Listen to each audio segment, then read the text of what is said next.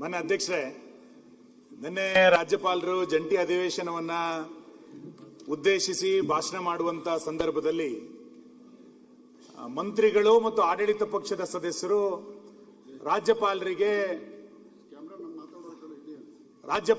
ಯಾವ ರೀತಿ ಅಗೌರವವನ್ನು ತೋರಿಸಿದ್ರು ಅನ್ನೋದನ್ನ ನಿನ್ನೆ ತಕ್ಷಣ ವಿರೋಧ ಪಕ್ಷದ ನಾಯಕರು ನಿಮ್ ಗಮನಕ್ಕೆ ತಂದಿದ್ದಾರೆ. ನೀವು ಆಯ್ತು, ಗೊತ್ತು ಯಾರು ಮಾತಾಡೋದು. ರಾಜ್ಯಪಾಲರಿಗೆ ಸದನಕ್ಕೆ ನೀವು ಮತ್ತು ಸರ್ಕಾರ ಕರೆದ ನಂತರ ಅವರಿಗೆ ಶಿಷ್ಟಾಚಾರದಲ್ಲಿ ಗೌರವವನ್ನು ಕೊಡಬೇಕಾಗಿರುವಂತದ್ದು ಈ ಸದನದ ಕರ್ತವ್ಯ ಇದೆ, ನಮ್ಮೆಲ್ಲರದು ಕೂಡ ಕರ್ತವ್ಯ ಇದೆ, ಜವಾಬ್ದಾರಿ.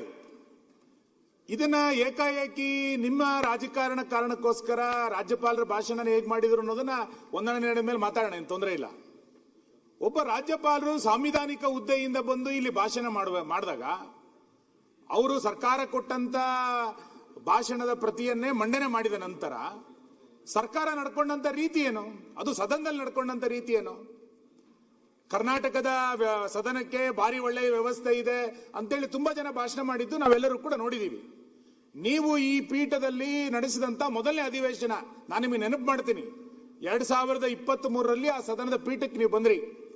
ಮೊದಲ ಅಧಿವೇಶನದಲ್ಲೇ ಇಲ್ಲಿ 9 ಜನರನ್ನು ಸಸ್ಪೆಂಡ್ ಮಾಡಿದ್ರಿ ನೀವು. ನಿಮಗಿನ್ನೂ ಆ ಪೀಠದ ಅನುಭವ ಇತ್ತೋ ಇಲ್ಲ ಗೊತ್ತಿಲ್ಲ, ಆದ್ರೆ ಮೊದಲ ಅಧಿವೇಶನದಲ್ಲೇ 9 ಜನರನ್ನು ಸಸ್ಪೆಂಡ್ ಮಾಡಿದ್ರಿ. ಏನಕ್ಕೆ ಅಂದ್ರೆ ಪೀಠಕ್ಕೆ ಅಗೌರವ ತೋರಿದ್ರು ಅಂತ. ಅದಾದ ನಂತರ ಮತ್ತೆ 18 ಜನರನ್ನ ಸರ್ಕಾರ ಯಾವುದೋ ಮೋಷನ್ ಮೂವ್ ಮಾಡ್ತು 348ರಲ್ಲಿ ಅಂತಂದಾಗ ಮತ್ತೆ 18 ಜನರನ್ನ 6 ತಿಂಗಳ ಕಾಲ ಸಸ್ಪೆಂಡ್ ಮಾಡಿದ್ರಿ.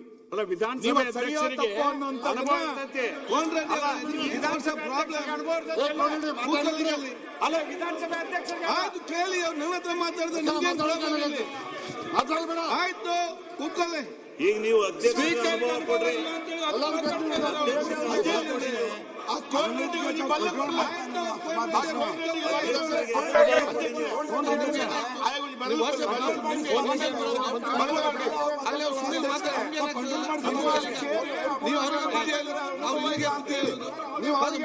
ಮಾತಿದ್ದೀರಾ? ಕೂತ್ಕೊಳ್ಳಿ. ಆಯ್ತು, ನೀವು ಕೂತ್ಕೊಳ್ಳಿ. ನಿಮಗೆ ಅಪಮಾನ ಮಾಡ್ತಾ ಇದ್ದಾರೆ, ಅನುಭವ ಇಲ್ಲ ಅಂತ ಹೇಳಿ. ಆಯ್ತು, ಬೇಗ ಮುಗಿಸಿ. ಮಾನ್ಯ ಅಧ್ಯಕ್ಷ, ನಿಮಗೆ ಆಯ್ತು, ನೀವೇನ್ ಮಾಡ್ತಿದ್ದೀರಿ?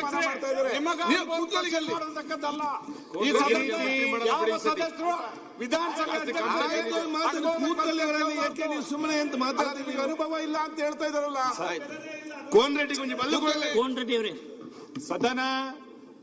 ಸದನದಲ್ಲಿ ಹೇಗ್ ಮಾತಾಡಬೇಕು, ಹೇಗ್ ನಡು ಬೆಳೆಬೇಕು ಅನ್ನೋದು ನಾವೇ ರೂಪಿಸಿಕೊಂಡಂತ ನಿಯಮಾವಳಿಗಳಿದೆ. ಈ ಹಿನ್ನೆಲೆಯಲ್ಲಿ ನೀವು 18 ಜನರನ್ನ ನಮ್ಮ ಸದಸ್ಯರನ್ನ ಸಸ್ಪೆಂಡ್ ಮಾಡಿ ಒಂದು ನಿಮಿಷ ಆಯ್ತು ಸರಿ, ಆ ರೀತಿ 18 ಜನರನ್ನ ಸಸ್ಪೆಂಡ್ ಮಾಡಿದಾಗ ಹಿಂಗ್ ನಡೆದಿತ್ತು ಅಂತ ಗೊತ್ತಿದೆ.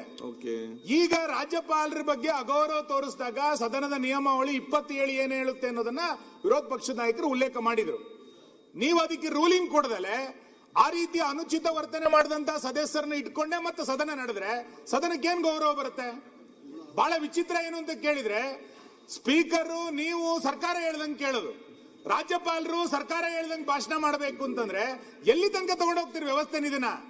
ಹಾಗಾಗಿ ನಾನು ನಿಮ್ಮ ಹತ್ರ ವಿನಂತಿ ಮಾಡೋದು, ನಿಮಗೆ ಸದಸ್ಯರ ಅಗೌರವ ತೋರಿದಾಗ ಹೆಂಗೆ ಬೇರೆ ಬೇರೆ ಸದಸ್ಯರನ್ನ ಸದನದ ಗೌರವವನ್ನು ಎತ್ತಿಡಿಬೇಕು ಅನ್ನುವ ಕಾರಣಕ್ಕೆ ಸಸ್ಪೆಂಡ್ ಗಳನ್ನ ಮಾಡಿದ್ರು. ಈಗ ಅವತ್ತು ಅವರು ಮೂವ್ ಮಾಡಿದ ತಕ್ಷಣ ಸಸ್ಪೆಂಡ್ ಮಾಡಿದ್ರಿ. ಈಗ ನೀವು ನಿಯಮ 27ರ ಪ್ರಕಾರ ಕಾನೂನು ಸಚಿವರನ್ನು ಸೇರಿಸಿಕೊಂಡಂತೆ ಆ ಎಲ್ಲ ಸದಸ್ಯರನ್ನ ಸಸ್ಪೆಂಡ್ ಮಾಡ್ಬೇಕು ನೀವು. ಅವಾಗ ಈ ಸದನದ ಗೌರವ ಎತ್ತಿಡಿದಂಗಾಗುತ್ತೆ. ಇಲ್ಲಾಂದ್ರೆ ಇನ್ನ ರಾಜ್ಯಪಾಲರು ಭಾಷಣ ಮಾಡ್ಲಿಕ್ಕೆ ಬರ್ಬೇಕಾದ್ರೆ ಇನ್ನ ಯಾವ ಧೈರ್ಯದಲ್ಲಿ ಬರ್ತಾರೆ? ಸದನದ ಒಳಗೆ ಸದಸ್ಯರ ಗೌರವ ಬಿಡಿ, ರಾಜ್ಯಪಾಲರ ಗೌರವವನ್ನೇ ರಕ್ಷಣೆ ಮಾಡಲಿಲ್ಲ. ರಾಜ್ಯಪಾಲರಿಗೆ ರಕ್ಷಣೆ ಕೊಡದಲ್ಲೇ ಇರುವಂತ ಪರಿಸ್ಥಿತಿಯನ್ನ ಈ ಗೂಂಡಾ ಸರ್ಕಾರ ನಿರ್ಮಾಣ ಮಾಡಿಕೊಡ್ತು. ನೋಡಿ,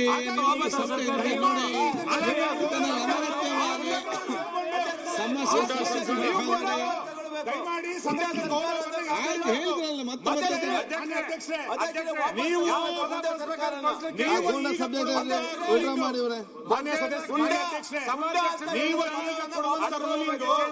ಮುಂದಿನ ಬಹು ವರ್ಷಗಳ ಕಾಲದ ರೂಲಿಂಗ್ ಅದು. ನೀವು ಆಡಳಿತ ಪಕ್ಷದ ಪರವಾಗಿ ರೂಲಿಂಗ್ ಕೊಡಕ್ ಬರಲ್ಲ, ಅವ್ರು ಹೇಳ್ದಂಗೆ ರೂಲಿಂಗ್ ಕೊಡಕ್ ಬರಲ್ಲ. ಸದನದ ನಿಯಮ ಹೆಂಗಿದೆ ಕೊಡಬೇಕಾಗುತ್ತೆ. ದಯಮಾಡಿ ಇದನ್ನ ಗಮನದಲ್ಲಿ ಇಟ್ಟುಕೊಂಡು ಈ ಸದನದ ಘನತೆಯನ್ನ ಕಾಪಾಡಿಕೊಳ್ಬೇಕಾಗಿರುವಂತದ್ದು ನಿಮ್ ರಕ್ಷಣೆ ಇದೆ. ಎಲ್ಲ ನಿಮ್ಮ ಎಲ್ಲ ದಯಮಾಡಿ ಆ ರಕ್ಷಣೆ. ಹಿನ್ನೆಲೆಯಲ್ಲಿ ನಿಯಮ ಎಲ್ಲರ ಘನತೆ ಕಾಪಾಡಿಕೊಳ್ಳಿ. ನಿಯಮ 27ರ ಪ್ರಕಾರ ಏನ್ ಕ್ರಮ ತಗೊಳ್ಬೇಕು ಅಂತ Okay. ಮಾನ್ಯ ವಿರೋಧ ಪಕ್ಷದ ನಾಯಕರು ಹೇಳಿದಾರ, ಅದಕ್ಕೆ ರೂಲಿಂಗ್ ಕೊಟ್ಟು ನಂತರ ಮುಂದಿನ ಅಧಿವೇಶನ ನಡೆಸಬೇಕು ಅಂತ ನಾನು ವಿನಂತಿ ಮಾಡ್ತೇನೆ.